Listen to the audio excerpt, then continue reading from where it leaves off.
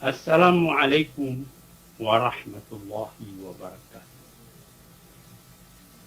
Hari ini, saudara-saudara yang terhormat, akan kita sambung lagi hal ihwal yang berkenaan dengan tasawuf. Hari ini kita akan membicarakan bagaimana hati. Ketahuilah bahwa sungguhnya hati itu apabila telah dikosongkan daripada kecintaan akan dunia, apabila dikosongkan daripada kerakusan kepada harta, atau dikosongkan dari ambisius, hendak mendapat pangkat, hendak mendapat kedudukan. Kalau sudah kosong, isi. Sesudah kosong dari keinginan dunia, harta, ambisius kepada pangkat, lalu yang kosong tadi diisi. Asa isinya. Ingat akan akhirat. Mementingkan kepada bakal yang akan dibawa ke akhirat itu. Persiapan untuk datang menghadap kepada Allah.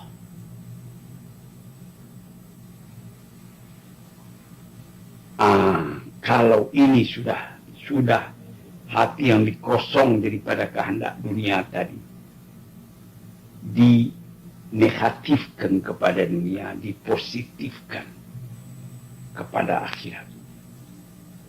Itulah permulaan dari terbukanya jalan. Karena kadang-kadang mata kita disilaukan oleh barang yang fana, sehingga kita lupa kepada barang yang bakal.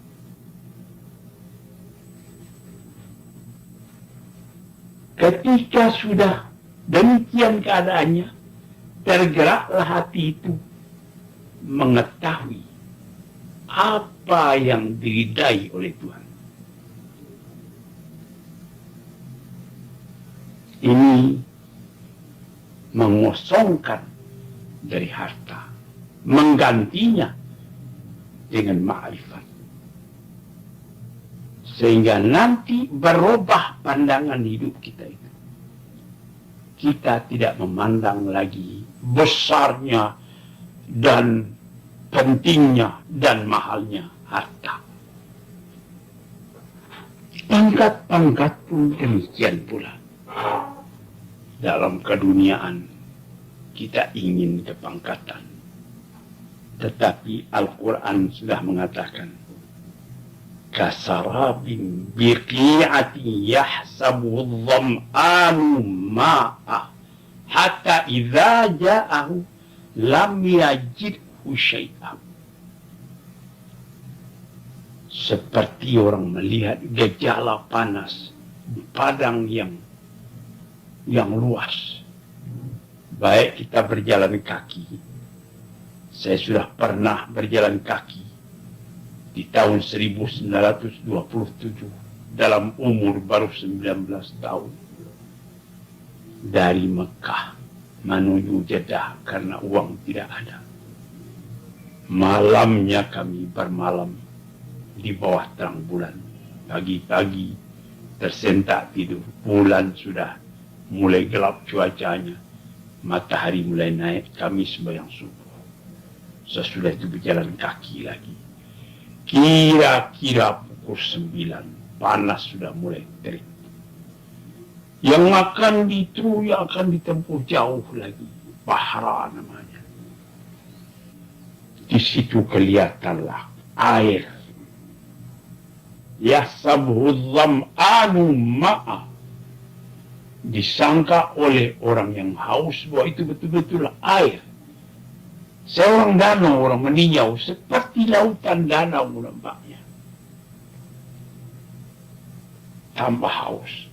Ditempuh. Sesudah ditempuh Tidak ada air tadi. Yang ada cuma pasir. Nanti kelihatan jauh lagi ada air di sana. Begitu terus menerus. Maka orang yang cuma dunia, yang tempat hatinya lekat, itulah yang menjadi tujuan dari hidupnya. Keduniaan, kekayaan, pangkat tinggi, kebesaran, keternamaan, dan lain-lain sebagainya. Apabila sudah ditempuh, ya, tidak apa-apa. Ini jangan sampai dilupakan hal ini.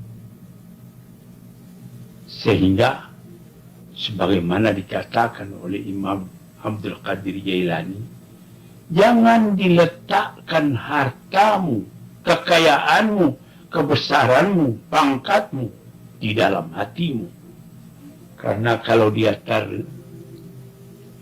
pangkat itu hilang, harta itu habis, nanti hatimu luka. Payah mengobat hati yang luka. Nah, jadi di dalam segala sesuatu di dunia ini, sadar, tidak ada yang langgeng, tidak ada yang kekal. Ini yang mesti diingat. Nah, jadi kosongkan hati dari itu, lalu positifkan tujuan. Kemana tujuanmu? Di sinilah diterangkannya di ayat tadi, di kata-kata ahli tasawuf tadi. Dia bilang bahasa Arab, ini alam annal qalba idza khala minal ihtimami bidunya wa ta'alluqu bima fi wa ta'alluqi bima fiha min malin aw riyasatin aw sawlatin wa ta'allaqa bil akhirah wal ihtimama biha min tahsulil uddah wa tahabbul qudum ala Allah azza wa jalla fa dzalika awwal futurihi wa tabashuru fajrihi. Ketahuilah olehmu, apabila hati telah engkau kosongkan daripada mementingkan dunia dan melekatkan hati kepada harta atau kepada pangkat atau kepada macam-macam rupa, lalu hati yang kosong dari itu ditaklukkan, disangkutkan kepada akhirat. Dan mementingkan pula akan persiapan menghadapi jalannya akan datang. Watahau, bersiap untuk maju ke hadapan Allah Subhanahu wa Ta'ala. Fazalika awal futuhihi, itulah mulai hati sudah terbuka. Sudah lain kita punya hidup itu. Sudah datar dunia ini kita hadapi. Bukan berarti kita membuangkan harta yang ada. Ini seperti cerita Imam Malik. Ketika dia tinggal di negeri Madinah, Khalifah Bani Abbas Al-Mahdi atau Al-Hadi meninggalkan uang padanya 1.000 dinar emas. 1.000 dinar emas. Sedangkan 100 dinar saja sudah berat. Belum ada uang kertas pada waktu itu. Betul-betul emas, dinar. Jadi seperti ringgit di zaman dulu. Ditinggalkan. Disimpannya uang itu baik-baik. Ketika Khalifah sudah datang ke Madinah, balik dari mengerjakan haji, Bapak, tidak Imam Malik katanya, saya harap Bapak mari kita sama-sama pindah ke negeri Baghdad. Di situ Bapak lebih leluasa berfatwa. Imam Malik menjawab dengan senyum, saya lebih suka nanti kalau mati dikuburkan di kubur tempat Rasulullah meninggal. Nah, kemudian dia uang tadi tidak dibelanjakannya walaupun 1 dinar, dikembalikannya katanya. Ini barangkali maksud tuanku tempoh hari meninggalkan buat belanja, saya berangkat ke Baghdad. Ini uang belum spesial juga habis, ini saya kembalikan. Kalau hatinya itu takluk ke dunia, 1.000 dinar, tentu dia tahan, dia balik. Apa kata khalifah? Saya bukan meminta uang itu, simpanlah kembali uang itu buat belanja Bapak. Sekarang saya tambah hadiah, dikasihnya kuda Arab yang bagus. Dan nanti kalau Bapak mau pergi ke mengajar ke masjid, kalau memang tidak bisa pindah ke Baghdad, inilah kuda untuk Bapak kendarai. Terima kasih. Datang muridnya Imam Syafi'i. Sesudah raja pergi, Imam Syafi'i datang. Ini kuda dari mana ini, Pak? Bapak guru, ini hadiah Khalifah Al-Hadi. Bagus sekali. Memang bagus. Dan ini sesuai buat pakaianmu. Ambillah buatmu kuda ini. Jadi tidak lekat harta itu dalam hatinya. Uang dia simpan, kalau datang orang minta dia kasih. Kuda yang begitu bagus dikasih kepada muridnya. Katanya, naam wa khair, wallahi bika, katanya. Memang bagus di kuda, tapi yang layak mengendalinya engkau. Nah, itu orang yang hatinya kosong dari dunia, tapi ada yang lebih tinggi dari dunia yang dia inginkan, yaitu persiapan buat menuju hari akhirat. Orang-orang yang seperti itu bukan dia miskin, dia kaya. Kenapa? Siapa yang dikatakan kaya? Orang yang tidak banyak keinginannya dalam dunia ini, itulah orang yang kaya. Siapa orang miskin? Yang terlalu banyak keinginannya. Sudah ada merek mobil yang bagus, Holden, belum puas, dia minta Mercedes. Sudah dapat Mercedes, belum puas, dia minta Rolls Royce. Belum puas, diminta yang lebih tinggi lagi. Atau yang lain-lain. Orang ini karena hatinya tidak takluk kepada cita-cita yang lebih tinggi. Jadi dalam kata ini, Ibnu Qayyim mengatakan, orang yang sudah kosong hatinya daripada dunia, tidak lagi lekat harta atau kebesaran. So, Imam Syafi'i pernah mengatakan, orang yang besar, ialah yang tidak tahu bahwa dia besar. Ini itu sesuai dengan hadis Nabi, man tawadha'a rafa'ahu Allah. Barang siapa yang mendudukkan dirinya di tempat tawadhu', itu yang dibesarkan oleh Tuhan. Tapi orang man tarafa'a wada'ahu Allah. Dia meninggi, saya mesti, ini etiketnya begini, protokolnya begini. Saya mesti duduk di atas mobil begini. Ini mesti aturan kalau saya fit. Very important person. Tempat saya mesti sedia. Kalau begitu itu orang kecil. Dia sudah diikat oleh keadaan dunia tadi. Ini yang diterangkan di dalam kitab tasawuf. Jika watabashiru fajrihi, fadzalika awal futuhi watabashiru fajrihi. Itulah orang yang mula-mula telah terbuka pintu padanya. Dan itulah satu kegembiraan dari menyingsing fajar keindahan dalam hidup. Fa'inda dzalika yataharraku qalbuhu li ma'rifati ma yadda bihi rabbuhu minhu. Waktu itu tergeraklah hatinya, hendak mengetahui apa yang diridai Allah daripada, apa yang disenangi Allah daripada. Ringan dia mengerjakan tahajud, ringan dia mengerjakan salat duha, mengomel dia pada dirinya kalau dia tersangkut akan sembahyang sehingga tidak sembahyang di awal waktu. Menyesal dia kalau dia tidak menolong orang yang kesusahan. Maka tuan-tuan yang terhormat, fayaf'aluhu, dikerjakannya lah apa yang disenangi oleh Allah. Didekatkannya dirinya kepada Allah. dan dijauhinya apa yang Allah tidak senang. Inilah tanda dari iradatnya atau kemauannya yang sudah positif untuk mendekati Allah. Inilah kekayaan yang abduhas samawati wal ardh, yang luasnya seluas langit dan bumi. Karena fa inna kullaman aikana biliqa'illah wa innahu sa'ilu min kalimatain yus'al anhumal awwal wal akhir madza kuntum ta'malun.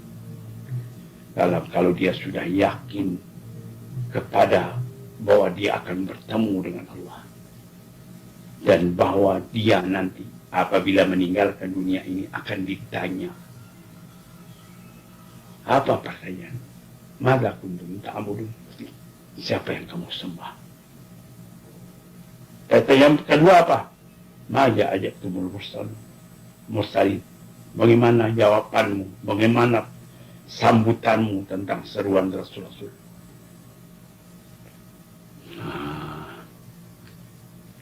Jadi orang yang seperti demikian itu tak dapat tidak. Dia mesti sadar mencari ma'rifat kepada yang disembahnya dan mencari jalan supaya sampai kepada yang disembahnya itu. Kalau sudah tamakun, sudah mendalam, futiha lahu babul insi bil khalwa wal wihda wal amakinil khaliyah. Hari lainnya. Kalau sudah dibukakan hati ke sana, bertukar keinginan. Kalau dulunya ingin ramai-ramai. Nah sekarang ini halawah yang dia senang. Seni-suni, sendiri-sendiri. Tempat-tempat yang sepi. Orang takut kesepian, dia senang sepi. Sepi dari manusia, tapi dia ramai dengan Allah dan dengan malaikat.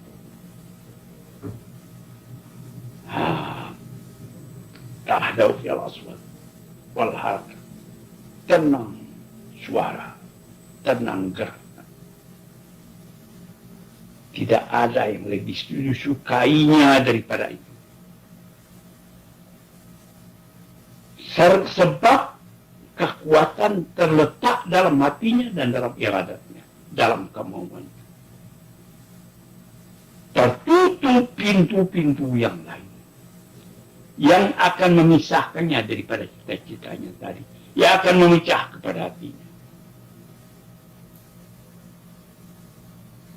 Senang hatinya sendiri, kacau pikirannya, duduk beramai-ramai, karena yang dibicarakan dalam beramai tadi cuma hal dunia. Lama-lama ditutup, dibuka pintu tadi oleh Tuhan. Terasa halawatul ibadah, manisnya ibadah. Sehingga dia tidak merasa kenyang-kenyang dengan itu. Mukanya kelihatan nur, cahaya. Alam ini lapang dirinya. Dia tidak merasa benci kepada orang lain. Kalau ada melihat orang yang belum matang keimanannya, dia tidak benci, dia cuma berdoa, Allah maghfirlah, ampunilah si anu. Meskipun Allah maghfirlah warhamu wa'afi wa'afanu itu didoakan untuk orang yang telah meninggal. Tapi juga dia pakai doa itu melihat orang-orang yang belum mendapat petunjuk itu. Nabi Muhammad sendiri pernah mendoakan, Allah maghfirli qaumi, Allah maghfirli qaumi fi innahum la ya'lamun. Ya Tuhanku, ampunilah dosa kaumku karena mereka belum tahu.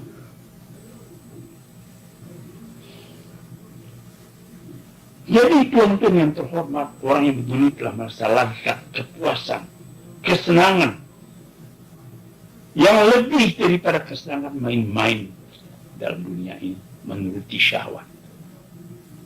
Cobalah saya muda akan kaji pemuda-pemuda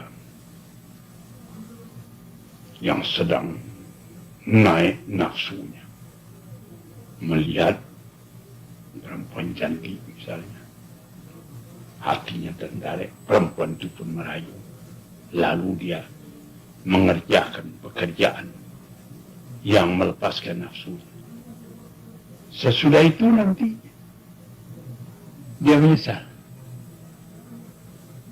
Sesudah dapat bahaya dari kehidupan itu dia menyesal. Dunia ini seperti orang haus minum air, tapi air diminum air laut, tambah diminum tambah haus.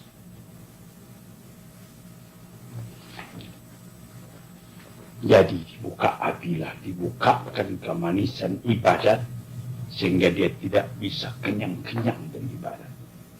Dia rasakan kepuasan, ketentraman hati, berlipat ganda daripada kepuasan karena menuntut permainan dunia dan mencapai syahwat. Sehingga orang itu apabila dia masuk kepada sembahyang, dia ingin biarlah terus saja sembahyang. Kemudian itu dibuka lagi, satu dibuka, dua, buka yang ketiga, merasa manis mendengarkan kalamullah. Idza tuliyat alaihi ayatuna zadathum imana wa ala rabbihim yatawakkalun. Kalau dibacakan kepada mereka itu ayat kami, kata Tuhan, bertambah imannya dan dia bertambah tawakal kepada Tuhan.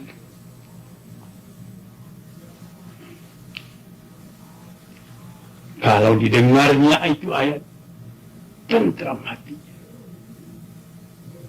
Sebagaimana tentramnya hati seorang anak kecil apabila diberikan kepadanya permainan yang akan dia pegang. Buka lagi. Berapa buka? Kalau sudah sampai dibuka lagi pintu, kelihatanlah olehnya kebesaran Allah,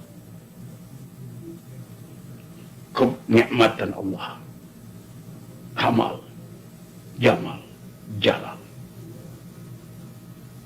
kesempurnaan, keindahan, kemuliaan, dan kesempurnaan dari sifat-sifat Tuhan dan hikmah-hikmah Tuhan dan arti-arti dari tiap ayat itu terbaca sebagaimana saya baca dalam sejarah Iqbal, bagaimana membaca Quran ayah katanya kepada ayahnya menjawab, baca dengan tekun seakan-akan engkau rasai nanti bahwa Quran itu turun kepada engkau. Terasa itu.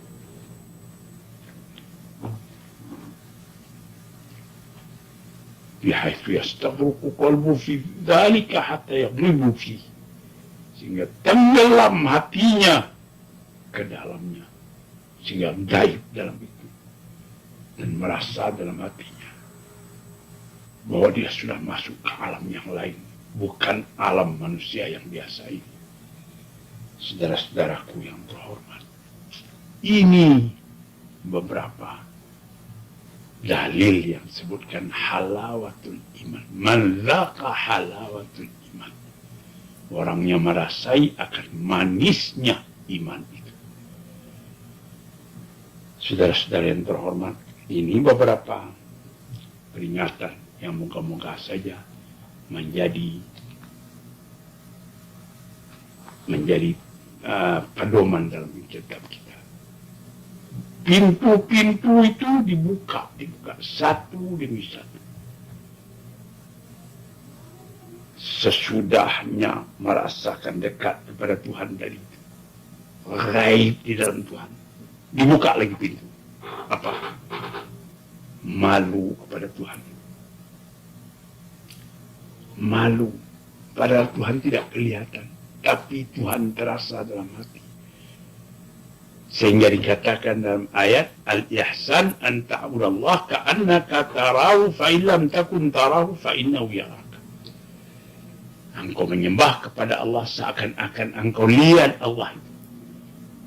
Dia tidak bisa engkau lihat, tapi dia melihat engkau. Mata tidak bisa melihat, hati bisa melihat. Jadi dibuka lagi itu pintu.